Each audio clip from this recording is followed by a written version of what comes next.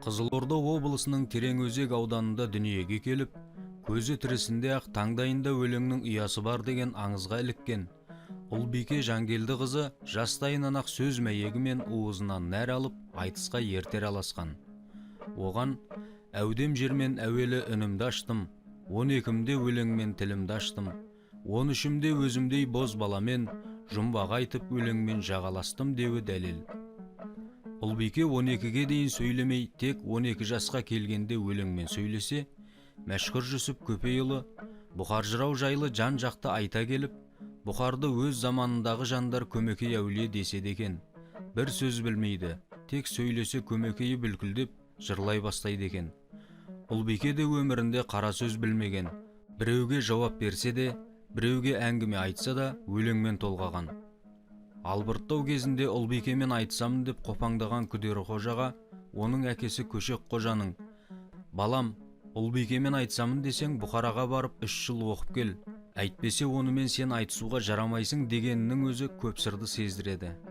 1870 жылы Петербургте ғалым Василий Радловтың түрік тайпаларының халық әдебиеті үлгілері деп аталатын кітабы орыс тілінде басылып шыққан.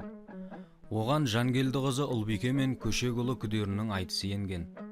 Радловтың жоғарыда аталған еңбегі 1993 жылы Алтын сандық деген атпен қазақ тілінде басылып шықты. Ұлбикенің сыр бойынан Қаратаудың теріскейіне келу себебі және нақты қай жерде көшіп қонып жүргені жөнінде әзірге бір ауызды байлам, ортақ ой жоқ, түрлі пікірлер айтылып келеді. Оң жақта үлбіреп отырған Ұлбикенің ақын ретінде атақ-даңқы ел ішіне кең жайыла бастаған шағы екен. Бұған құлағы қаныққан Майлы қожа, Мәделі қожа, Күдері қожа, Бүдері қожа, Қасқа қожа, Таспа қожа, Оспан қожа секілді айтулы айтыскер ақындар сөз сынасып көрмекке сыр бойындағы Ұлбикенің ауылына арнайы ат басын бұрыпты.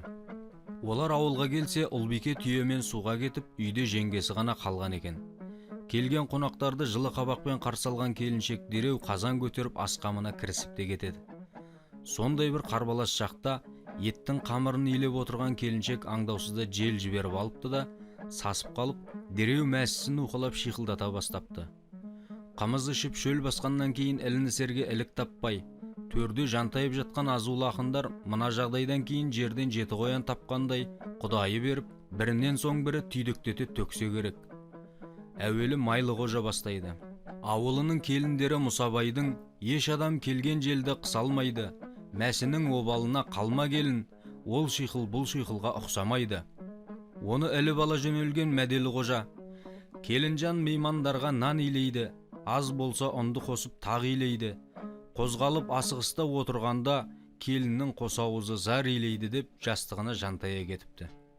Сонда дүбірді естіп делебесі қозған жүйріктей басын жұлып алған Күдері қожа: «Бұл келін сұлу екен аласаның, үстіне киген киім жарасады.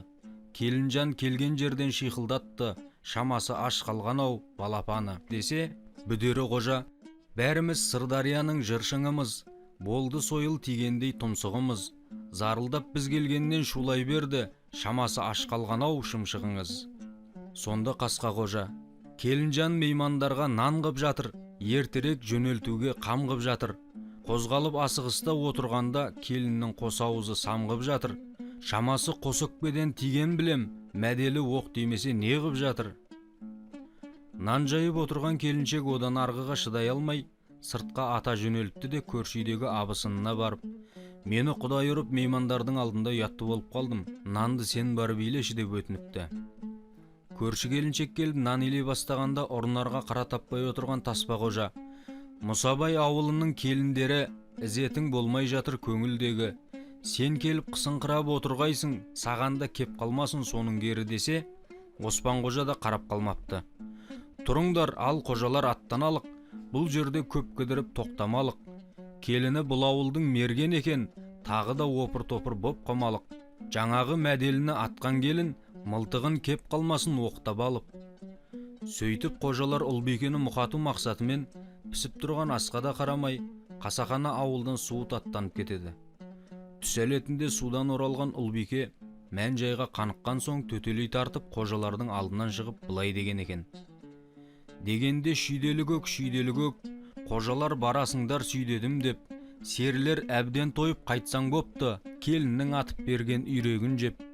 Сонда қожалар өзара ақылдасып, басында бәленің бәрін бастаған сен едің, енді Ұлбикеге жауапты өзің қайтар деп, сөз кезегін Майлықожаға береді. Сөйтіп Майлықожа мен Ұлбикенің айтысы басталып кетіпті. Майлықожа: Ұлбике, өзің жоқта мейман болдық, келіннің ол сыйына әбден тойдық. Бір байдың келешекте манабы деп, үйректің бір сирағын саған қойдық дегенде Ұлбике: қожалар, бірің жассың, бірің кәрі, сіздердей жүйрік болмас жанның бәрі. Қожалар бетке салық айтасыңдар, қожаның ол сарқыты кімге дәрі? Сонда Майлықожа: Ұлбике, шалқып өскен бір баласың, бір сөзді саған айтсам қызғанасың.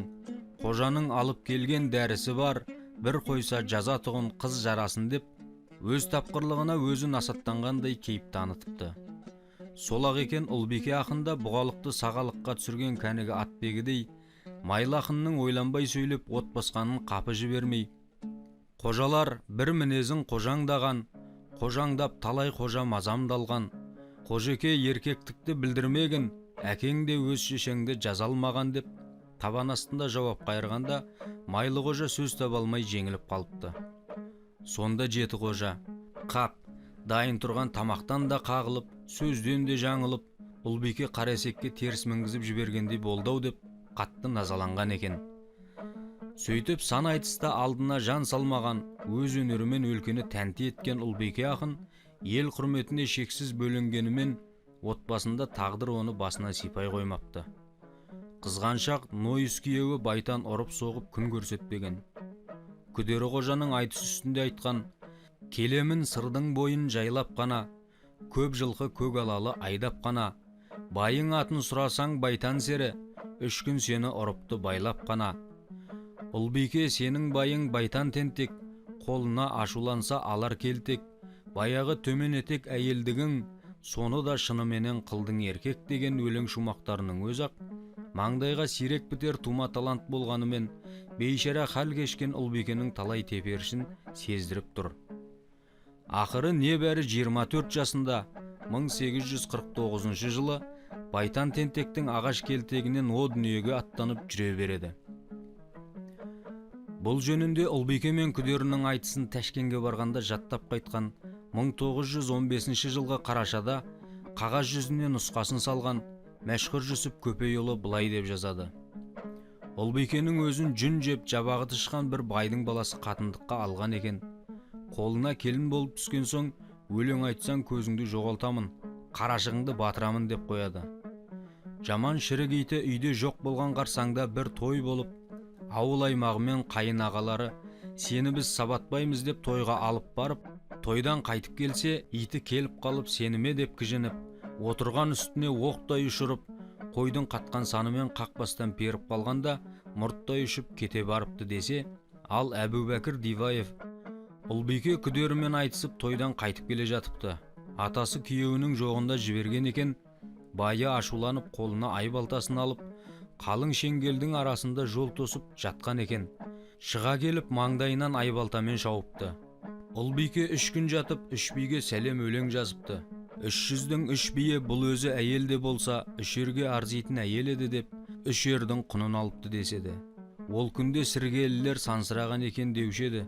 Сонда жұрттың айтқаны мынау: сіргелі мау сіргелі, жақсы жұрт едің іргелі. Ұлбикені өлтіріп, көр таппадың кіргелі депті деп көрсетсе, ел аузынан кітабында Байтан оны ағаш тоқпақпен ұрып жығады делінген. Мұның бәрінен бір тума талант Ұлбике ақын өз күйеуінің қолынан қапыда мерт болғанын бағамдаймыз. Түйіндей келгенде жыр көмей Ұлбике есімі ел аузында келе жатқанына да 1,5 ғасырдай уақыт болыпты. Ол туралы аз жазылған жоқ. Әйткенмен, таңдайына өлең ұя салған ақын өмірінің, шығармашылығының әлі де көпшілікке көмескі тұстары баршылық. Тағдырдан теперіш көрген, ақыры қатыгез қаталдықтың құрбаны болған жалғыз Ұлбике емес, бабатада ғұмыр кешкен үміт те онымен тағдырлас. Соңы